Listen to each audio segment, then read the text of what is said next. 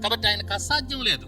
నీ ప్రశ్నకి ఆయన వేస్తున్నటువంటి ప్రశ్న ఏంటంటే, ఆయన నీతో చెప్తున్నటువంటి మాట ఏంటంటే, నాకు అసాధ్యమైనది ఏదైనా ఉన్నదా? ఒక్కసారి ఆలోచన చేయండి.